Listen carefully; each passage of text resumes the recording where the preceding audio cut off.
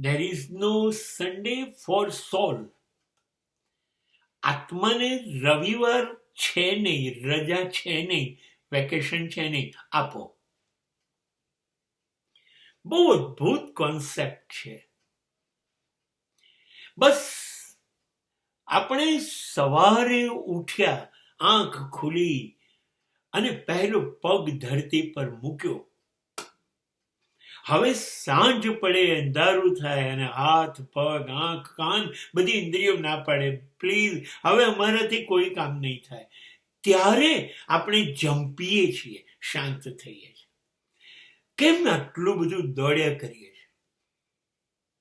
એક મિનિટ આપણે ખાલી પડતા નથી. ખરેખર મેં એક નાનકડી દીકરીની કવિતા વાંચી હતી કે મને રવિવાર બહુ ગમે, કેમ કે રવિવારે મારા પપ્પા મારી સાથે હોય છે. નાના બાળકને સમજ પડે છે કે મનગમતી વસ્તુ માટે મારો એક જ દિવસ છે, નહીંતર પપ્પા હોતા નથી. એ આપણે મોટા થઈને નથી સમજી શકતા.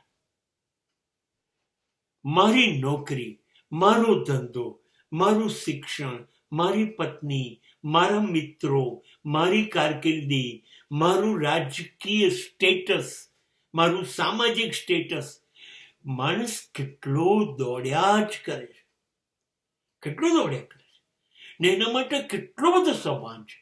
સાહેબ, સભાન રહેવું જોઈએ. સમાજમાં છો, સભાન રહીએ. પણ એનો અર્થ શું છે? તમે જે બધા પાછળ દોડ્યા કરો છો એનો અર્થ શું છે? એક સારું ઘર, ગાડી, ફર્નિચર, પૈસા, થોડી સામાજિક પ્રતિષ્ઠા, આ જ કે બીજું કંઈ? ને એની પાછળ અત્યંત કિંમતી જિંદગી એ વેડફાય છે. તમારા માટે સમય નથી, કુટુંબ માટે તમારી પાસે સમય. તમે ક્યારે બેઠા ગુલામ અલીની ગઝલ લઈને, કોઈ ના જોઈએ, એકલા, હાથમાં પેપ્સી લઈને પોતાના રૂમમાં બેઠા? નહીં. તમે ક્યારે 30 મિનિટ વહેલા સવારે જતા પહેલા ઉઠ્યા અને સરસ મજાની કોફી બનાવીને તમે ને પત્ની હિંચકા પર બેસીએ? નહીં. તમે ક્યારે તમારા દીકરા દીકરીઓ જોડે, ટેણિયાઓ જોડે રમ્યા? નહીં. તમારી પાસે સમય છે.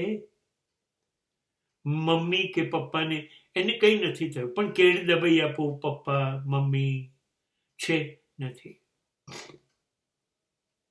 નહીં, બહાર મિત્રો માટે છે, ક્લબ માટે છે, ટીવી કલાકો જોવા માટે, મોબાઈલ માટે છે. તમને ખબર છે આ બધું શરીર કરે છે, પણ શરીરમાં એક જે હાઈ વોલ્ટેજ વસ્તુ છે ને એ આપણો આત્મા છે.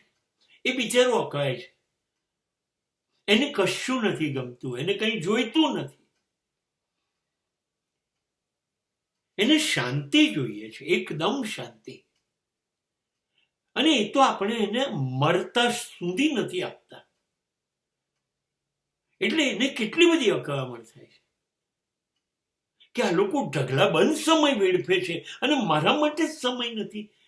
અરે શું યાર, તમે લોકો વહેલી સવારે તમને ગમે ત્યારે ઉઠો ત્યારે 10 મિનિટ આંખ બંધ કરીને બેસી ના શકો? કઈ કારણ નથી, કશું વિચારવું નથી, ઈશ્વર નથી મેળવવો.